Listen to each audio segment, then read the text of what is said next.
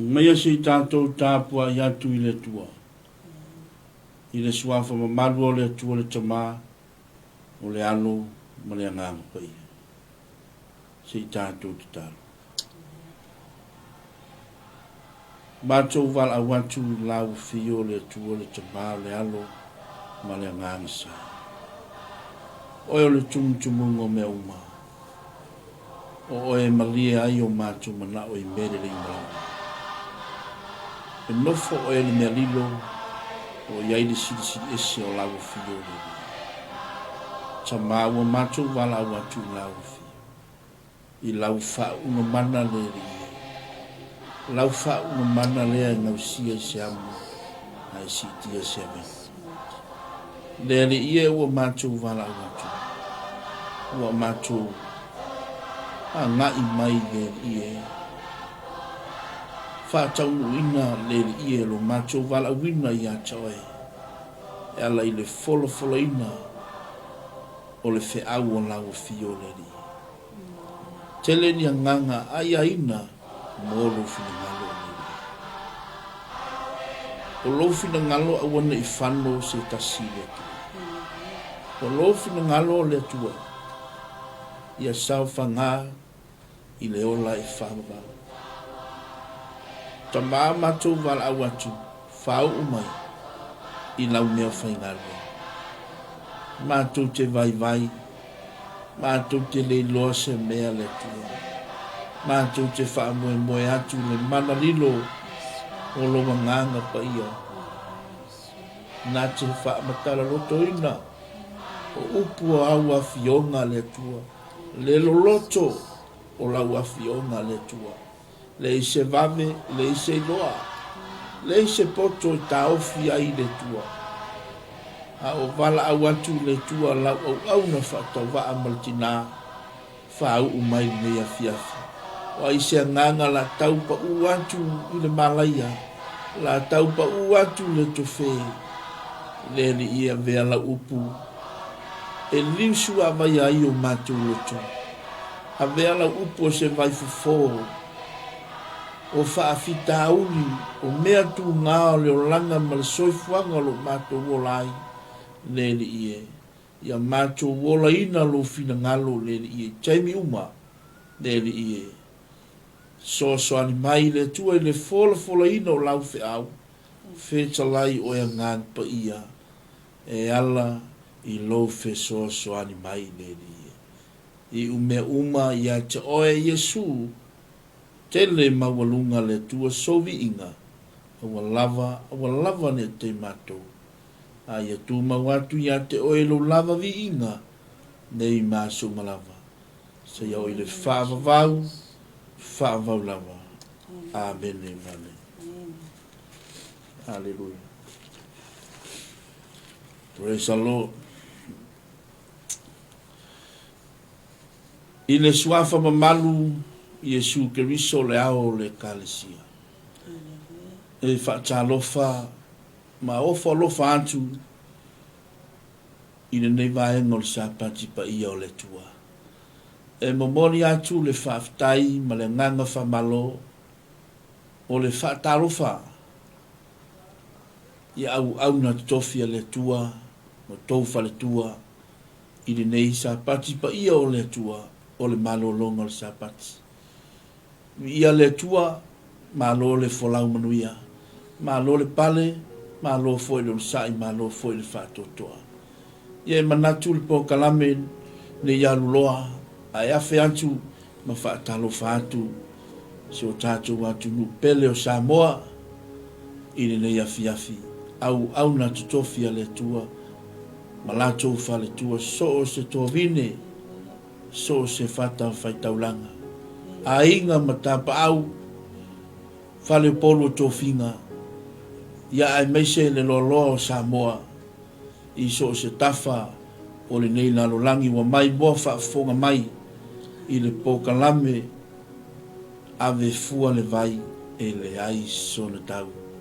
Te tonu Samoa i lau mai moa whaafonga mai, ai meise fo i le ainga o le tua, i le nei afiafi. E manatu nisi wa au na le tua lo fe ngai ma sauninga o le malolonga le sapati ni yasu ya nisi foi wa mai a mai foi sauninga ta ua o le malo le tua ya e faftai i le nganga tui natu i le tua le ne yasu i le vi inga o le tua ta tonu wa mawalunga ma mapu e pu e le vi inga o le tua le ne yasu sa alanga ina le ne yasu. Hallelujah. I so se fata fai taulanga. Fa fonga iova le taulanga o sitia i le nifo le fata fai taulanga. Le na namu le vi inga i le tua. Le na namu o le taulanga osi i le tua. Le tuina atu o tatou loto i le tua. A wale vi inga ma le taulanga i le tua. Hallelujah. Mapu maya i maota malawa i le nei afiafi. Ia e le ia luloa le pokalame ave fua le vai e le iso le tau. Fa talofa atu i le tino ke riso i le nei afiafi.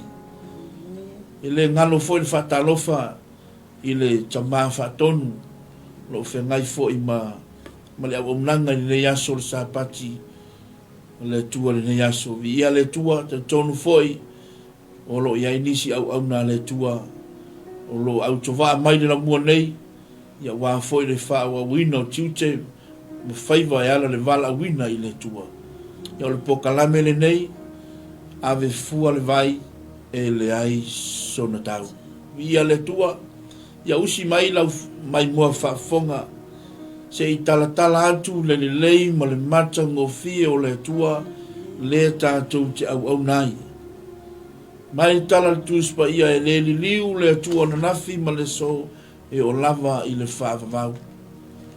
Mai o le tua apole amo le tua Isaako le tua Iakopo o Yehova lo na suafa. Le suafa lea wa na whaia se mele le ia te oe, le suafa lea wa manuia ai me te whaia. Hallelujah. Glory be to God. Nei tele na wā se upu le lea fiafi ai manatu e manu le taimi. La tatou woi le upu whaawina le tua te le se mea loo manao ai le tua ia te oe. Hallelujah. I ia le tua. Glory be to God. A whai te whaalongo mai lea fiafi walu watu le upu le tua. Hallelujah. O fea se vai panoa le fea foi se si o banga o lo e olai a vea le upu le tua i liusua vai ai o tatou loto. Hallelujah. Ia manatu e whaatalofa i sia u whaapele pele le neia fiafi ia le tua talofa le tinare ainga ia le tua vai atu lo lali lei i le neia fiafi ia le tua i tiofo ia pole amo ia yes that's all right ia le tua ia fatalo fatu si o to lua fa pele ia si o tautonga ia le tua ia le ngata lea o le ainga o le tua wa mai moa fa fonga mai ni neia fiafi ia le tua o te alu ese malungo le tatou live. Hallelujah. Ia ba ngai fo ye ti mai ai lau telefoni po lau TV te fa longo mai ai i le tatou fainga lotu po le fa so ina fo i le upo le tua Yesu o le vai o le ola ave fu le vai e le ai so le tau ia manatu la se e atu le tinale ainga ia e fa so fo i le anga le lei ma le alofa si ese o le tua ia wa manatu fo e wata ai le mamalu o le tua i le lea fiafi ia tu natu le manol tina e fa so ai le matango fi o le tua e ala fa so ani mai o le ngango le tua ia le ni ia le tua i le nei asam manuia ale asam pa ia o lo tato wali ma lo tato faola ia le tua i lana afionga pa ia e whaamalo si au mai ai tātou ia le nei aso ia o ia le tatou autu o lo ilunga o le atua tatou te malu ai. Haleluia. Le tatou tusi faitau i le nei aso le whaamalusi au foi tatou o le maua mai lea i le Isaia e whaas matasi alona whai upo e se fulu. Isaia e whaas matasi alona whai upo e se fulu. Whapea alona whai tauina. Aua e te whewhe, aua o te ia te oi, aua le whe tepa aua o au o loa tua, o te whaamalusia oi, e moni o te whesosoani ia te oi, e moni o te tauwhia oi, i lo lima tau, e iai le ami o tonu. Amen. Aua e te whewhe, aua o te ia te oi, aua e te petepa te paai, aua o au, o loa tua, o te whaamalusia oi, e moni o te whesosoani ia te oi, e moni o te tauwhia oi i lo lima tau, e iai le ami o tonu. Hallelujah. Amen. Praise the Lord. Opelka. Ia le atuai nana fionga pa ia. Amai ole Hallelujah. tusi le nei. O loo o le fesosoani po God's help for Israel. O le fesosoani a le tua i le nuu Israelu. I le au mai o Israelu le taimi na iai i le tawhianga mai Babylonia. When they were suffering, Israel was suffering. They were suffering in Babylon. Assurance that Israelites during their exile in Babylon that their suffering is temporary and God will sustain them. Hallelujah. Ole fesosoania le tua molo na nuku. Hallelujah. Na ia au mai ai lona nuku. Ai ile safa ile taimi na safa ai la tau te tonu le tawhianga lea mai Babylon, Babylonia. And i sere aua e te whewhe o le whaamalo si au foi lea mo i tātou i le nei afiafi e whaapea. Aua e te whewhe aua o te iai a te oe e mai ele ngatele aua e te whewhe, aua e te whetepa te pae. Hallelujah. Aua o te whaamalo sia oe. Hallelujah. O te whesosoani a te oe, o te tā ofi a te oe. I lo lima tamatau. O se whaamalo si au e whaamawhanawhana i taimi o e o mai ai vai. Hallelujah. Amen. E o mai ai le vai o le whewhe. O le mautonu. Hallelujah. Tele mea e o mai ai. O le mautonu le ngata e leo le mautonu. Ai whai mai e loo whaamalosi mai le atua mo i tātou. Hallelujah. This verse offers comfort and promises divine support during times of weaknesses and fear, assuring you of God's contact, presence, and strength. Hallelujah. Hallelujah. Our strength comes from God, so we don't just rely on somebody else, but we just believe, as believers, asking God to give us strength. Hallelujah. And it says in Philippians 4 verses 14, I can do all things through Christ or through him who strengthened me. O te mawhaia mea uma i le whaamalosi mai o ke riso Yesu ia te au.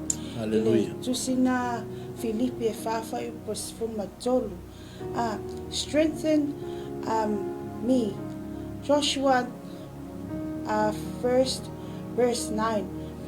It says, be strong and courageous, for the Lord Our God is with you. Hallelujah. Glory be to God. Hallelujah. Ia e Thank you, Holy whaamalosi. Spirit. Hallelujah. Le tusi na Yosua fai mua fai upo e iwa o loo whaamalosi ai le tua ia Yosua. Hallelujah. A well-knowing Bible verse offering comfort and reassurance against fear. Hallelujah. Larger section in Isaiah where God encouraged Israel, promising them that they need not to fear. Hallelujah. Not to fear their enemies because He is their protector and redeemer. Hallelujah. Glory be Ole to God. fa'a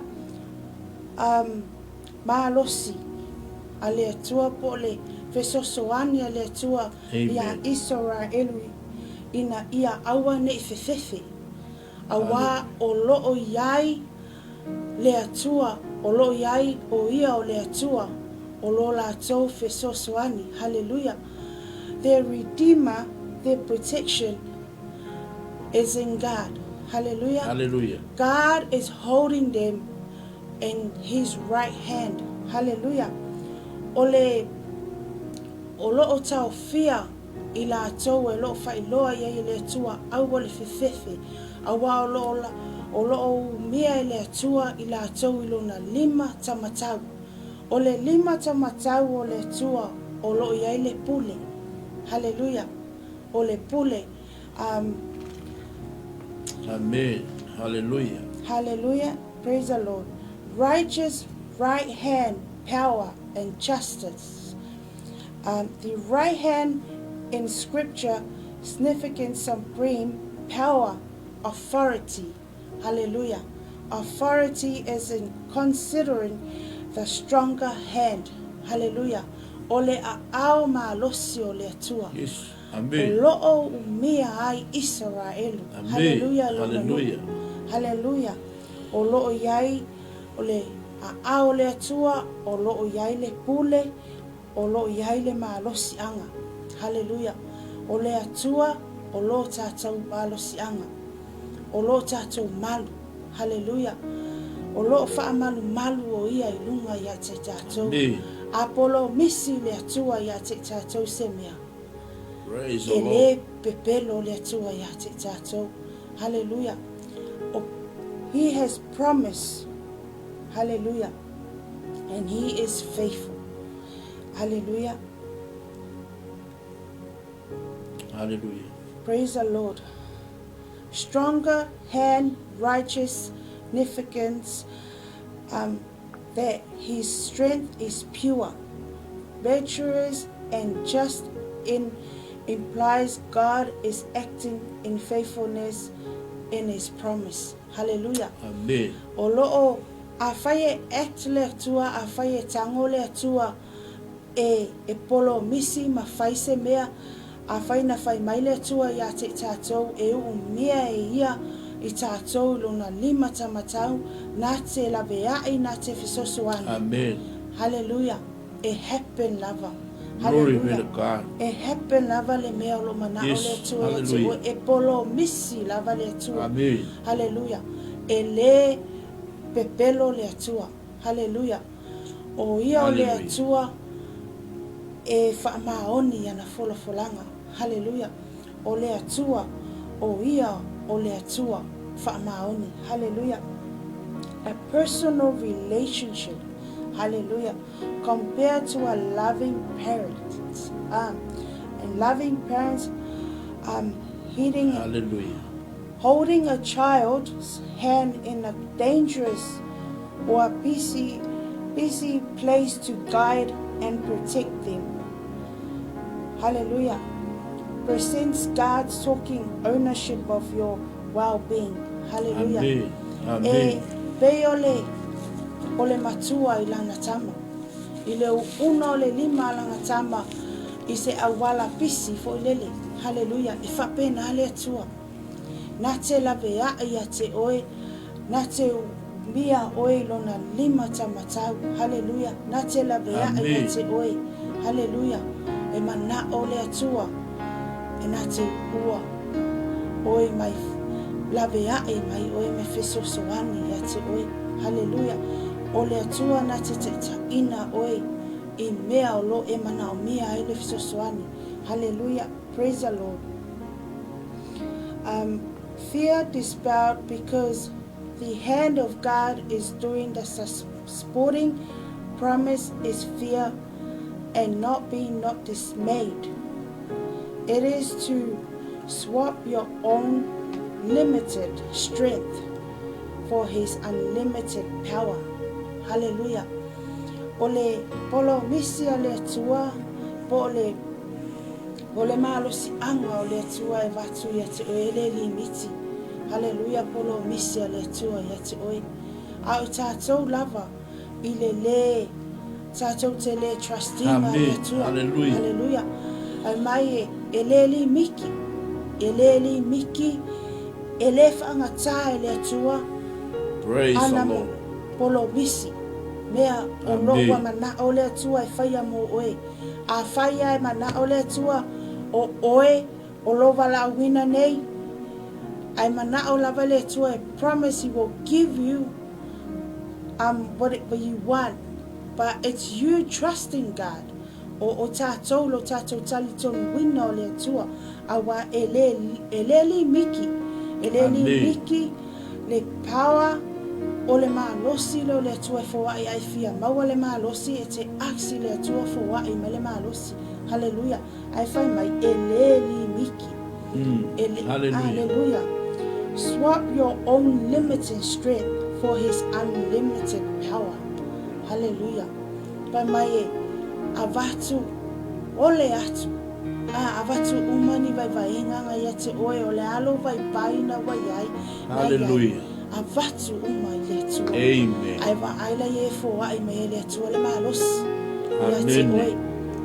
E kango le tua. You know, e swap.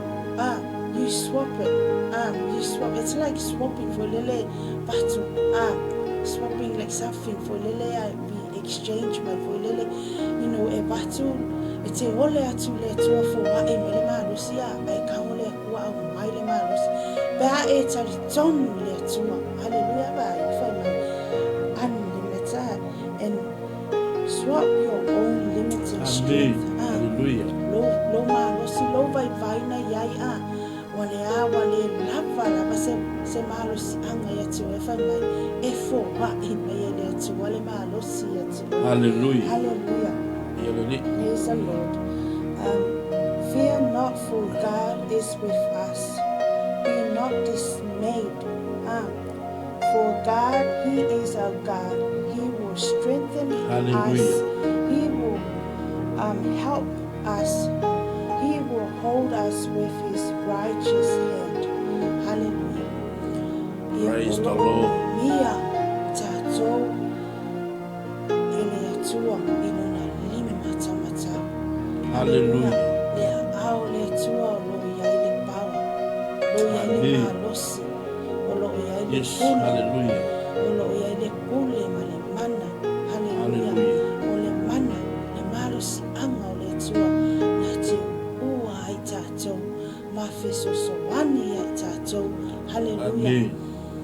O mai le whaavai o mai le lefie ai fai mai e fesoso ana mai e ngata ina o mia i tātou longa nima tamata ai fai mai e fesoso ani I mean ele ngata e fesoso ani au lo ia tau fia o e maa Hallelujah. Nima tamata o lo ia ile mi o tonu Amen. Amen. mai e nate uai tātou ilona lima tamata olo ia me tonu.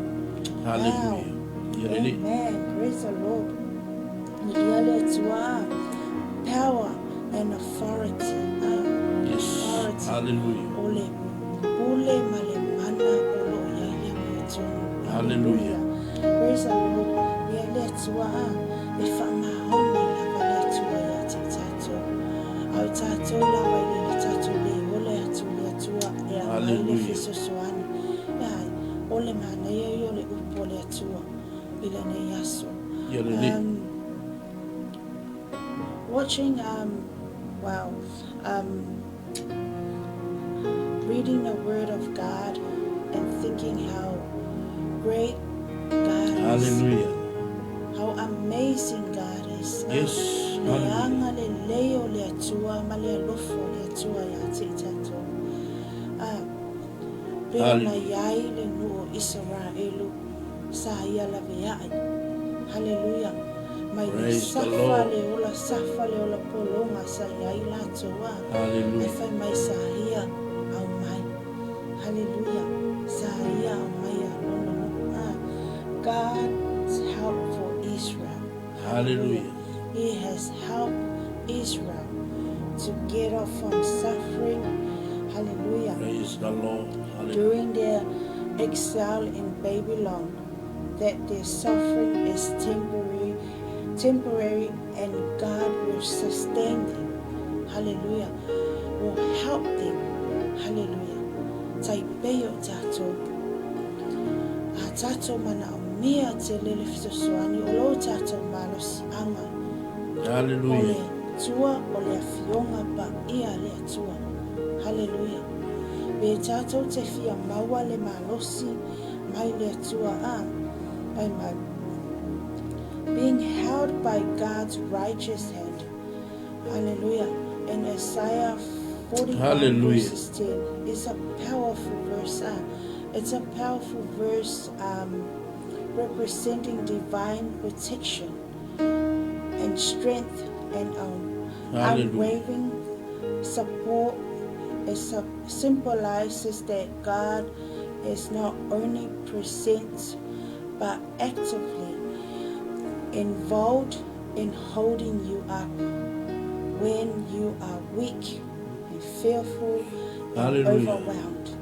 A tato vai vai ua o mai le vai vai a te tato vai mai o le symbolize lea o le upu whaamalo si au lea a le tua mo i tato.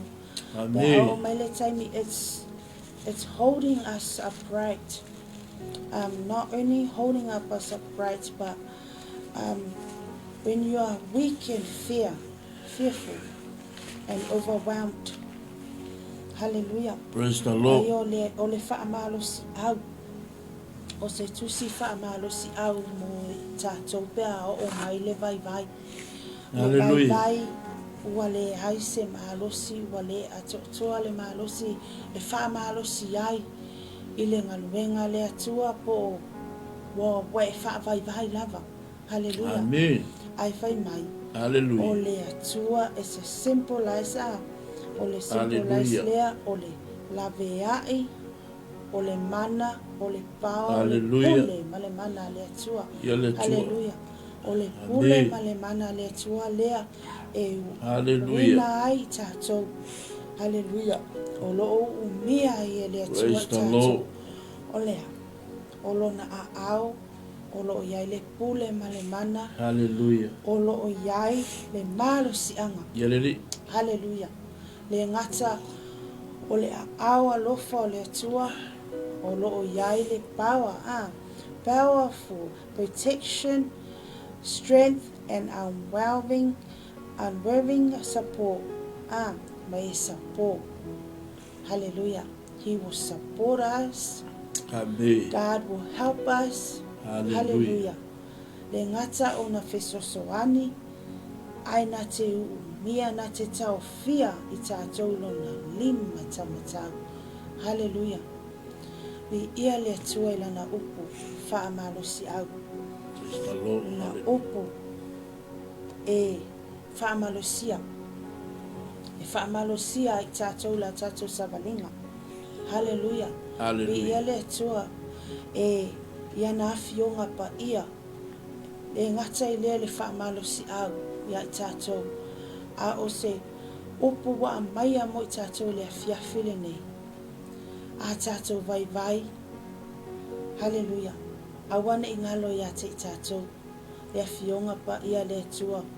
O loo whai mai. E na te whesosoani. Na te tau fia i tātou. i lona lima tamatau. Hallelujah. Li ia le atua i lana upu le neia fiafi. Hallelujah. Praise the Lord. Ia le atua. Praise the Lord. Hallelujah.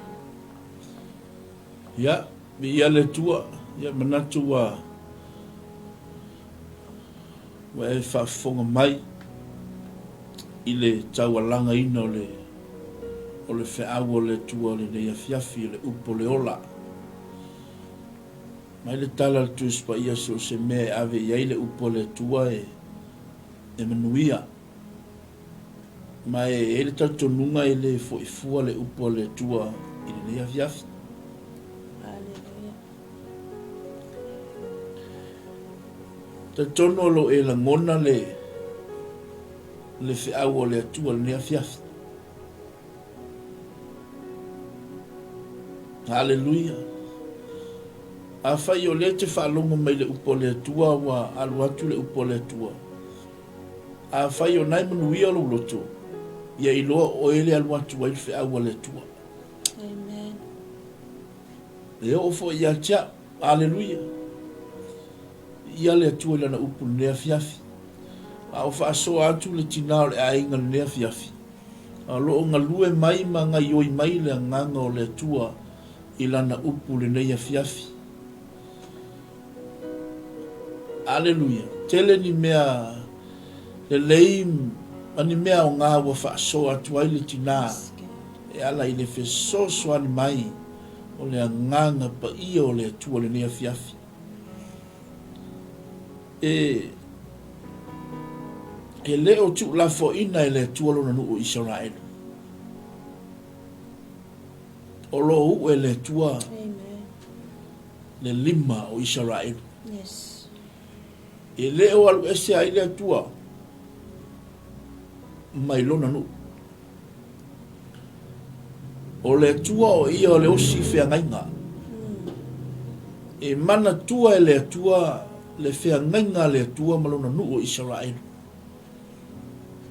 Po fera le mea whaata fea i le nua le tua. Mai le taimi wa ave whaatangato tauina le nua le tua i Papurenia. E le i alu ese ai a ao le tua. Yes. Mai lungo i Israel o lanu o lona nu. So, lea wa tātou wa aile vai taimi nei i le si taua o malo i le nuu o le tua Israel. A e le mawhai ai, o nā lu ese ai le tua, ma le whea ngainga le tua ma Israelu. Hallelujah. Langa i pele i le tua lona nuu o Israelu, langa o i oi mata o le tua, o lona nuu o Israelu. Hallelujah. Le awa e whaalongo mai le upo le tua o whaasoa atu le tina i lea fiafi. O le manai ai o le tusi whaitau le fiafi nei. O lo whapea mai. Aua le whetepa te pai. Awa o te ia te oe. Hallelujah. Awa o au lau atua o te whaamalo sia oe. E moni o te whesosoani ia te oe. E moni o te tau fia oe i lo lima taumatau e iai le ami o tonu. Si koe whai kaua whamunumuri. Aua e te whewhe. Aua o te ia te oe. Aua le whetepa te pai. Aua o au lau atua o te whaamalu sia oe. E moni o te whesosoani ia te oe. E moni o te tau fia oe i lo lima tamatau. E iai le ami o tonu. Amen. Lore pera ka. Amen. Hallelujah. Yes, Lord. Ia e loa oe. Oe o le tangata o le tua. O lo ta ofi e le tua lo lima. Tamatau. Amen. E le tu la fo ina e le tua o na tangata. O ai e mai e le tato fesosoa. Yes. O le atua e au mai ai le fesoasoani. Hallelujah. Mai le tala le tuspa ia mai o te avatu le manosi i le ua vai vai. Vai. Mai avatu e ia le manosi i le ua vai vai. Vai. Amen. Mai e whaatupu tele ina le manosi. Hallelujah. Ai fai mai le autu. Hallelujah. O le atua tātou te manu ai. Amen. O le atua tātou te manu ai. I ia le tua. O ia o le tātou manu a papa. O ia o le tātou olo mawalunga. O ia o le tātou lafitanga. I taimi o puapuanga. I taimi i whaingatā o le soifuanga. Ma le soa ina o le olanga. Ai apa mai le tua ia joe. E apa mai luna lima tamatau. Na te tau fia oe. E ia na leo le tua ia Israelu. Fai mai e le tu le moe e le moe lava. Fa pena le leo le tua i lona nu o Israelu. Hallelujah. Ile mai moa fa afonga mai o le sa mo le nea fiafi. Ai mesia le aingo o le tua. Tasi le pelofeta sili lona lo loto o ana whaupunga. Pelofeta leo Isaia. Tele fo i va venga le tua na whalia i le pelofeta leo Isaia. Tasi le pelofeta e lona wha i pelofeta te tele o le tuspa ia. Isaia. O ia foi na valo ia le whana mai o le soifua mai o le Mesia. E lo loto tustusinga al profeta lea o Jeremia. E iaila le oti na oti aile le profeta lea ale atua. Na oti le oti faa matulo. Paula le profeta ale atua sa tipi rua hina ile ili. Ona o le mau ia Yesu Keriso ma le wha o le tanga a le atua. O e whafonga mai sa moa ma le aingo le atua. E le whaingo fie le awi natu. E le whaingo fie. I la tau umalo tala inga na fina ngalo le atua. E le whaingo fie.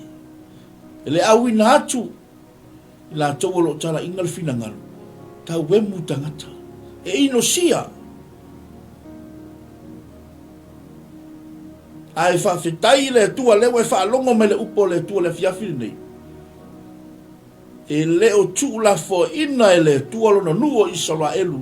Mai le temi sa ave whatangata ta wina i le nuo le tua e Papurania. Ia ofo le temi na hallelujah. Na wha ea ele ta whianga. E le i tu la fo ina i le tua lona nuo Israelu. Langa i pele i le tua lona nuo. E o mai na le taimini nei. Hallelujah. E iai le winga so pa i alvaenga lea. E iai le winga o le ngō le profeta leo Isaia. Sema sau taimi e te whaitau ai lo fale. I le Isaia le asfulua, whai upo e lua. E iai le winga ma le ano. Le winga o le ngō le tamaloa.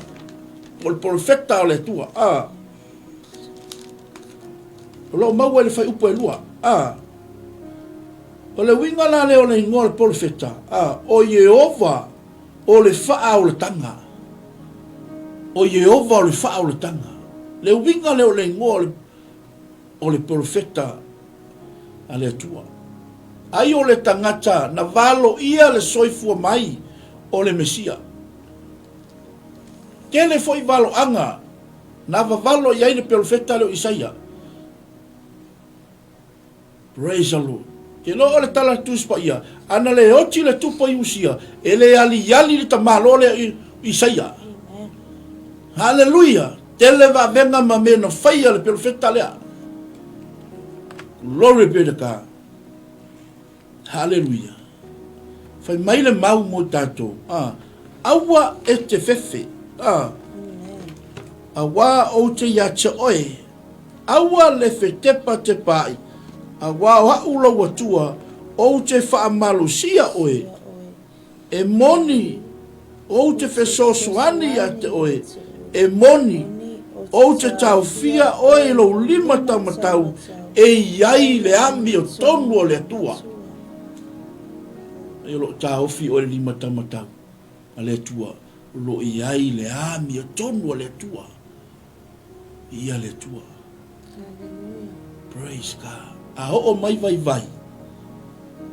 Ma fi ta o le soifuanga.